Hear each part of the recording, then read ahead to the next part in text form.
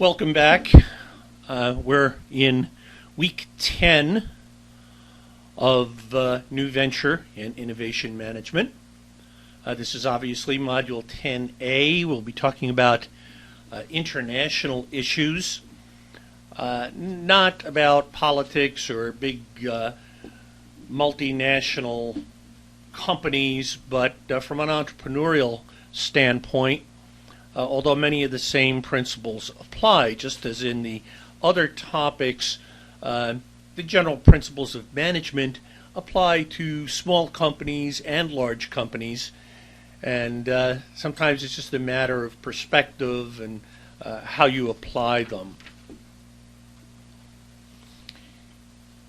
We're going to look at the kinds of international business, how they apply to entrepreneurship, and some of the things that you can use, some of the aspects of international business that may help you, and talk about some of the special issues that are involved in international business.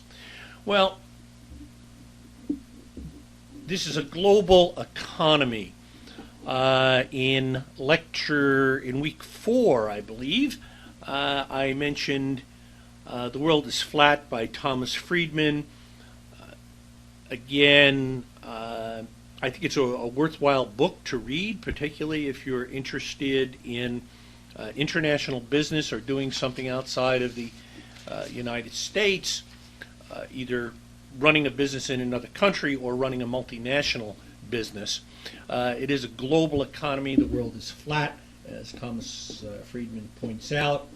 And we talked a little bit about what that meant. Again, I would strongly recommend. It's a paperback. It's available in paperback for about $20.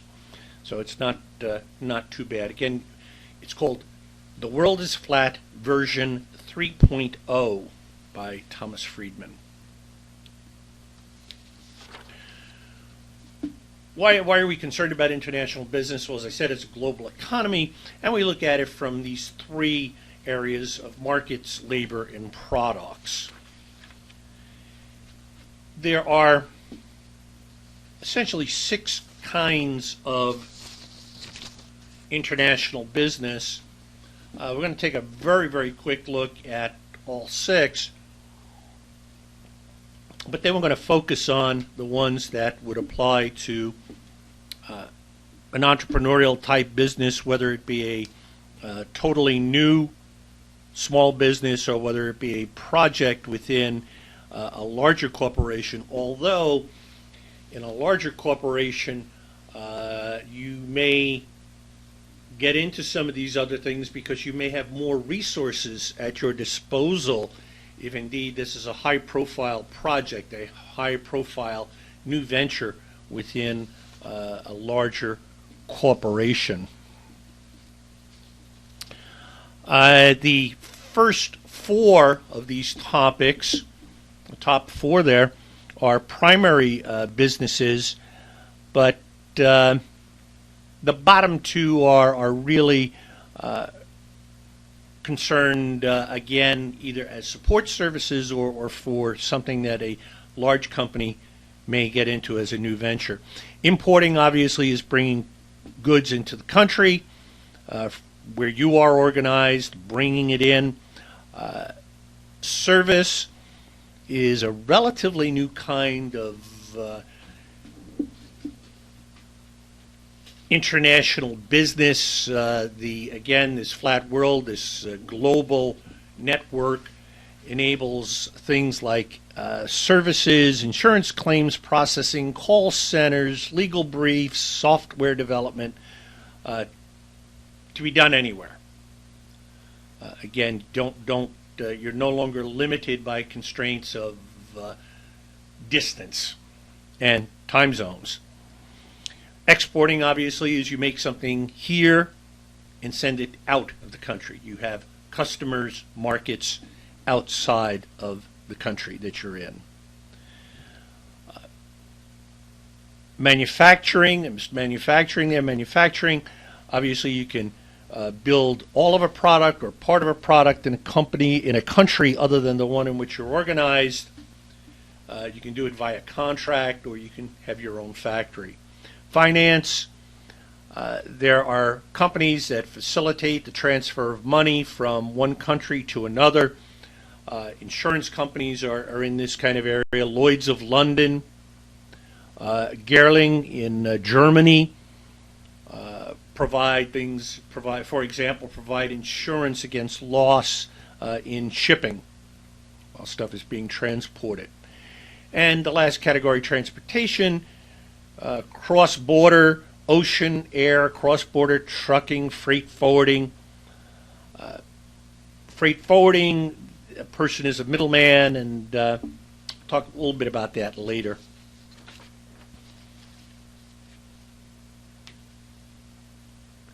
The problem with finance, working in the finance area, why we're not going to talk much about that, is that it requires a great deal of large sums of money and risk management.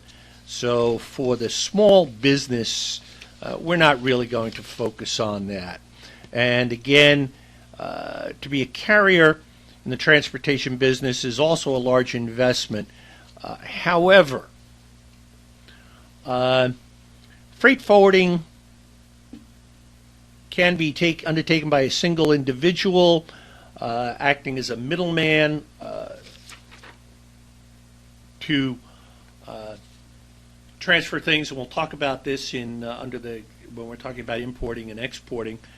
But if you know something about the area, something about the country that you're in, several semesters ago, a student did a business plan for this course as a freight forwarder. He is in that business, and he wants to be an independent freight forwarder, and he is not U.S. born.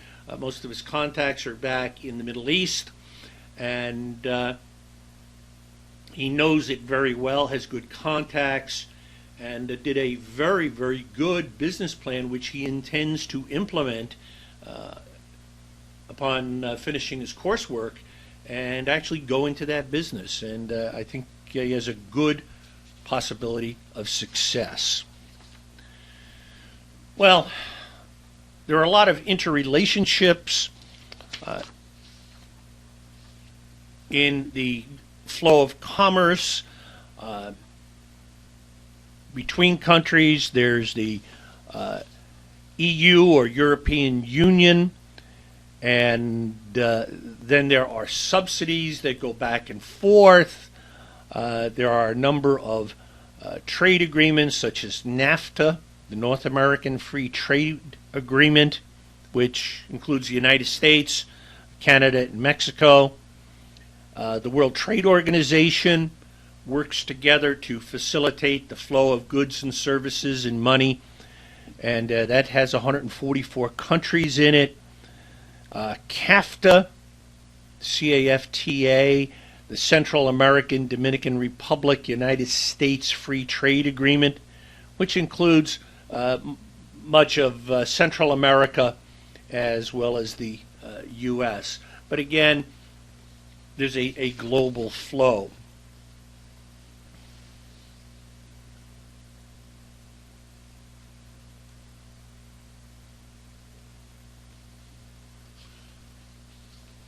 And this is what it looks like. The one I didn't mention on here was ITC, the U.S. International Trade Commission. But again, we have CAFTA and all these other agreements that facilitate this flow of goods and services, and in return, money. Okay, why do we want to get involved in international trade? Maybe the goods aren't available where you need it. For instance, bananas. We don't grow many bananas in New Jersey or in the Northeast in general.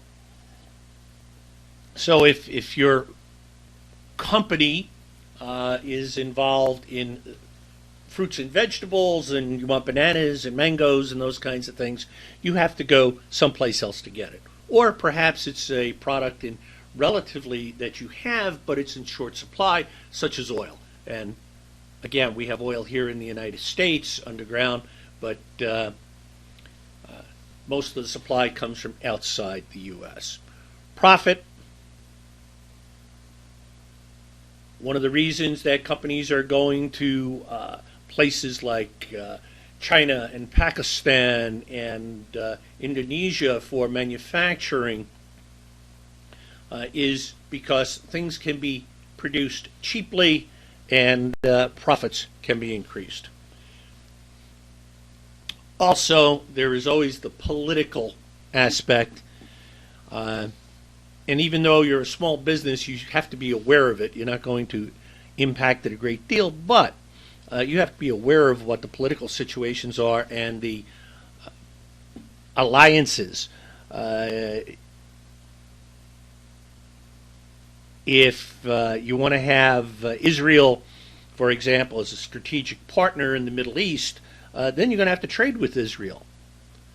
And, for example, Saudi Arabia combines both necessity, we need their oil, and a political alliance. And, again, it's something to be aware of. There are lots of similarities between domestic businesses and international businesses. The things such as strategy and plans, cost, getting money, all the things that we've talked about so far apply to whether you're dealing in the United States or you're dealing in another country or you're dealing globally. However, there are some differences. If you're strictly within the boundaries of the United States, you don't have to worry about currency. But if you're dealing with other countries, currencies fluctuate. We'll talk a little more about that in the next module about importing. The dollar compared to the euro, compared to the yen, compared to Russian rubles and so forth, vary from day to day, and sometimes it's very volatile, and often that can make the difference between profit and loss.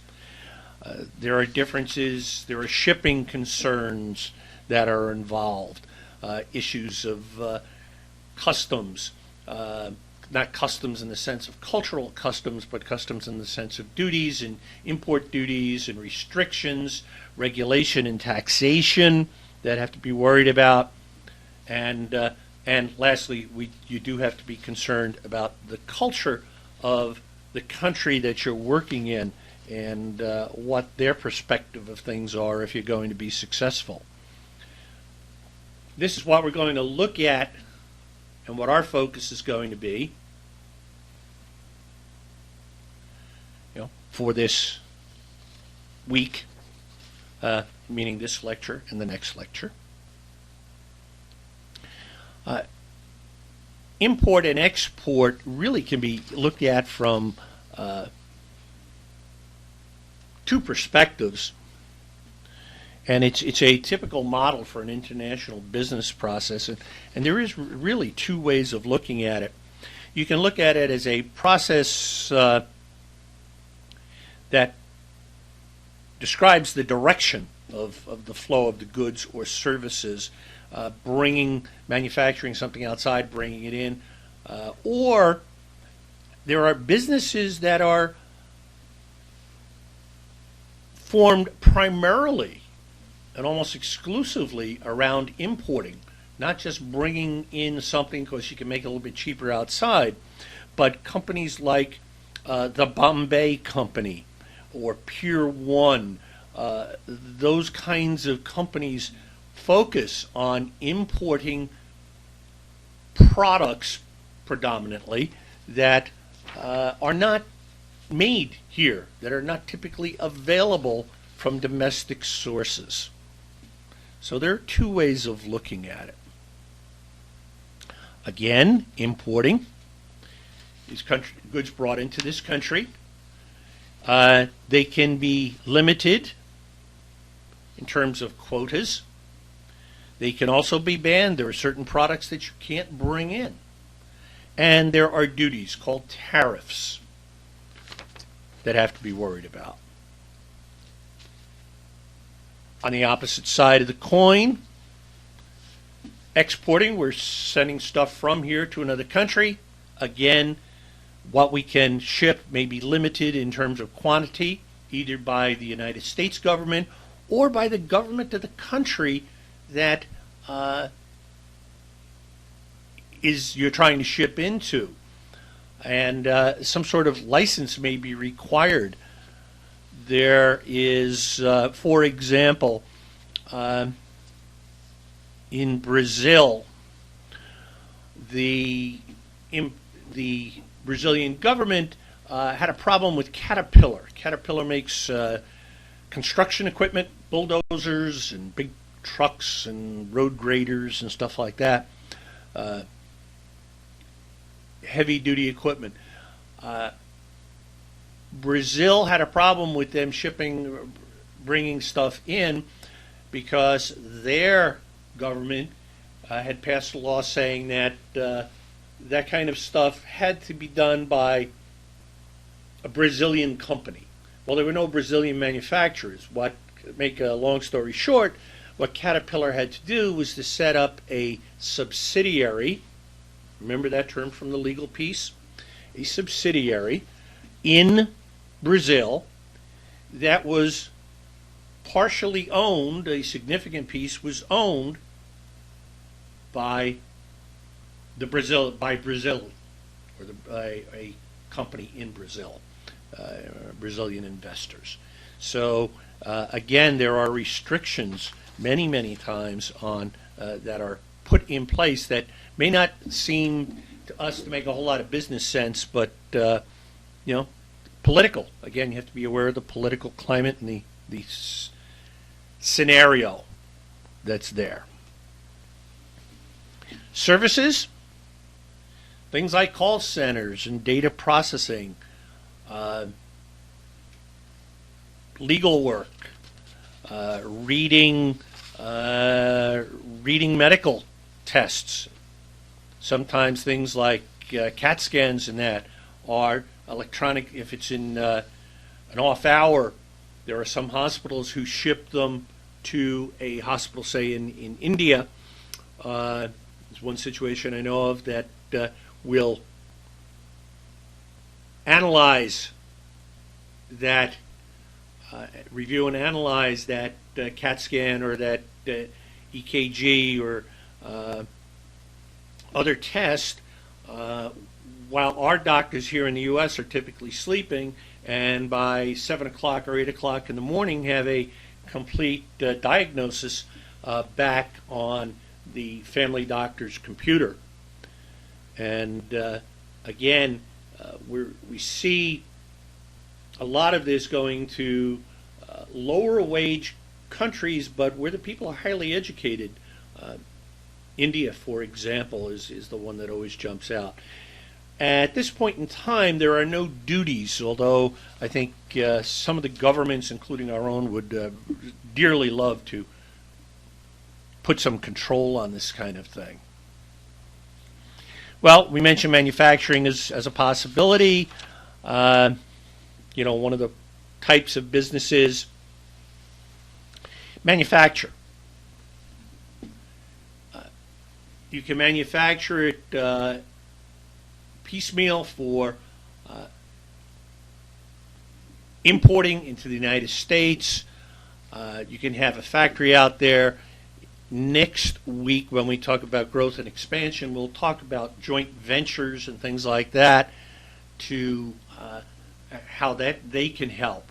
But you can have your own factory out there. You can have a contractor. And it's not necessarily always for cost, to save money. A lot of times you want to go into that market. All right? In the read for this week, read for next week of last week, obviously. So the read for this week material is an article called Small is Profitable. And it talks about making affordable products, miniature packages of toiletries, low-cost eyeglasses, wind-up radios, those kinds of things. Different kinds of markets, all right? Markets out there that require a different set of products or services than the U.S. market. Our ideas may, our marketing concepts may not apply. Again, here, I guess the moral of this is think outside the box, know something about the country that you're going to try and do business in so that you can develop products that the people can use and are willing to buy. Well, I mentioned foreign direct investment earlier, just to follow up on that just a little bit more. Yeah, you can buy property out there. Other countries are doing this. The Japanese were buying heavily into the United States for a while. The Saudi Arabians have been buying property in the real estate in the United States for investment purposes. You can either do it by yourself or with a foreign partner, but it's a tough game. It's a tough game for an entrepreneur unless you know that business very well, and you know the culture, you know the politics, and the customs. I mean, it can be a very risky, but very rewarding business as well. But again, that's a little bit beyond the scope of this course. If you're looking at these kinds of things, I strongly suggest that you take a separate course in international business and international finance. One of the couple of things that we can look at fairly recently, Alcatel purchased Lucent. Again, Alcatel being a French company, the purchase of Lucent, buying all of the Lucent assets. Okay, good idea? I don't know. Only time will tell. Similarly, banking.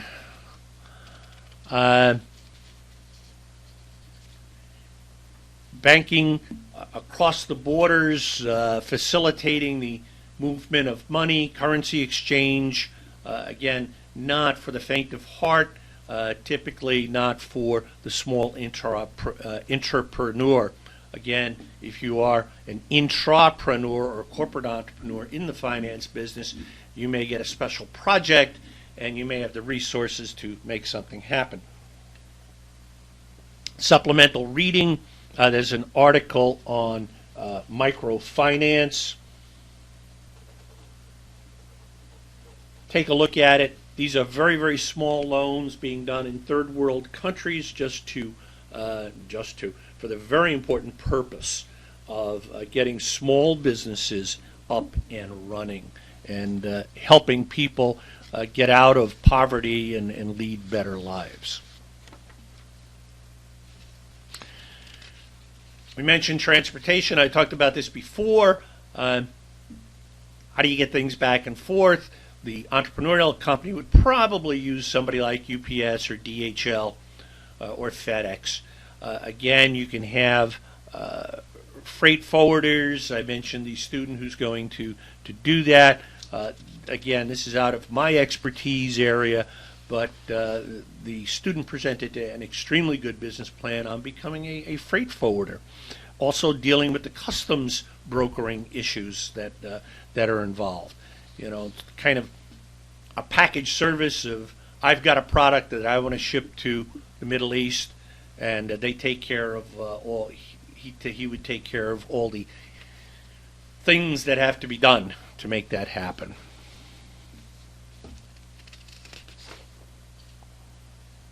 Before we leave this, let's just take an example here of Motorola, how it fits in, how the different kinds of international trade involved with one company.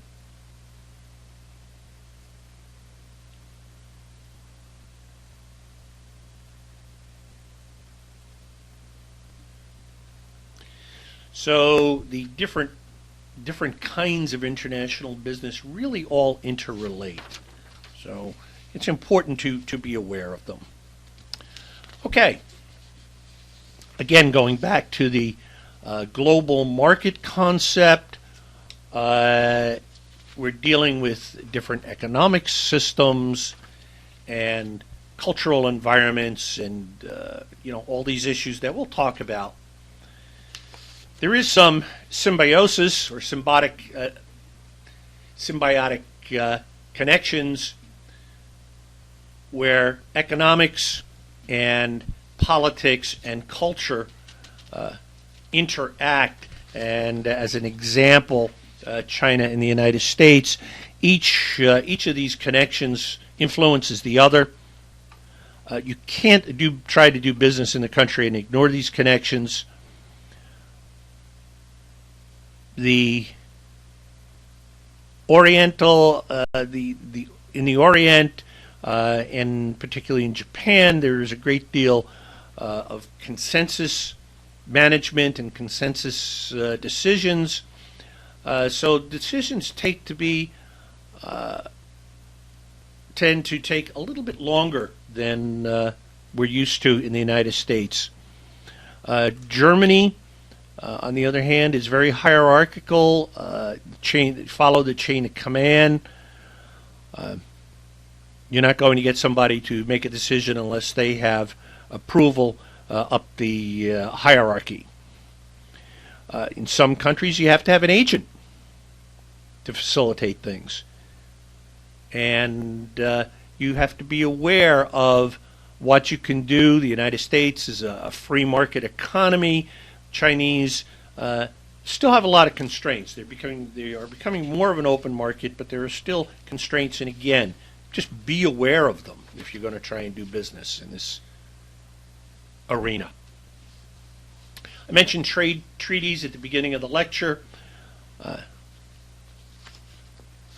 Here are some of them. Some are worldwide, some are regional, such as the EU and NAFTA, and there are lots and lots of others. Again, if you're going to do business, pick a country that you're going to expand to or sell into or manufacture in, and go do a lot of research and find out what you're dealing with. Protectionism is always an issue. Government or business feels threatened. Labor through the unions feel threatened. And what you wind up with are some tariffs and trade restrictions that severely limit what you can do in terms of importing or exporting or even services, okay, that can be used.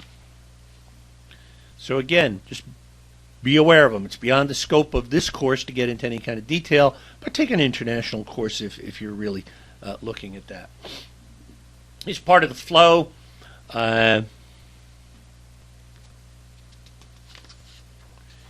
The U.S. Customs comes up or affirms the classification of the goods and accepts payment of the duties. The vendor will typically tells the shipper to hold the goods until the vendor releases them, which means that the vendor has received, and which happens when the vendor receives payment. Okay, so the shipper has to hold on to the stuff and not give it to you, the customer, until you pay. And demurrage charges are the after the shipper has had the goods in the warehouse for more than a certain number of days, and that's specified in the shipping agreement. So if the stuff arrives on the dock in New Jersey or in London, and the customer is not ready to accept it, hasn't got the money, hasn't paid the money, the customer could wind up paying for essentially storage. It's called demurrage, but it's storage charges. And no money changes hands at the dock or the airport or the point of acceptance. It's only done through only documents are exchanged.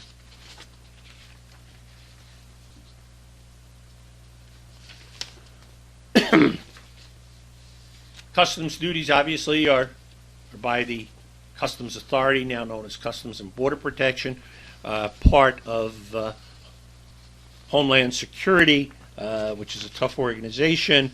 Be aware of it, and you just have to deal with it.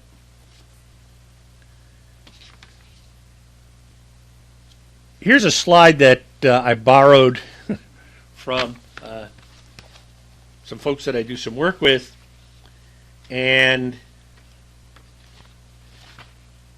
you can see what it says. You have to know the culture. You have to understand the country that you're dealing with, what they want, what their language is, their customs, how to make things happen. My personal background, as you probably saw in my bio, is not international. I have traveled mostly on pleasure, but even for business I have traveled, but I am by no means an expert on international business. I do not know the customs of other countries. Even England seemed a little strange to me at first, but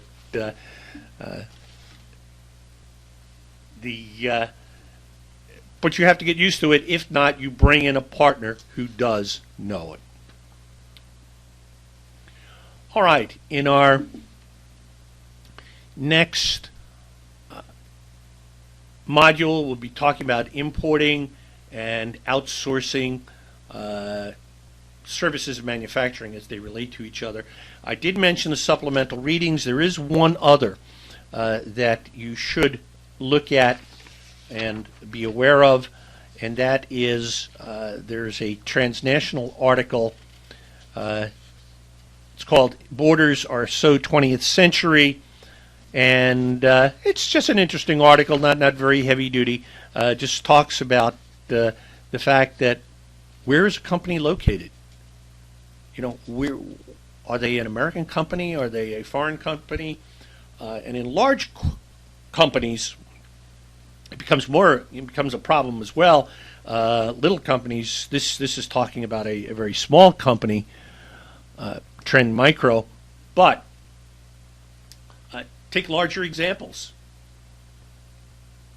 What about Hewlett-Packard?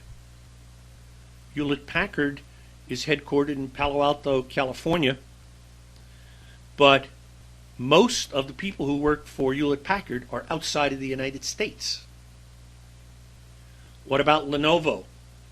Lenovo bought the PC computer business from IBM. Lenovo makes things like the ThinkPad laptops that were traditionally IBM. Lenovo is a Chinese company headquartered in New York City that manufactures in Singapore and Raleigh, North Carolina. Do they have an allegiance to a specific country? Not sure. So again, things are becoming fuzzier in this global environment. Okay, look forward to you joining me in Module 10B.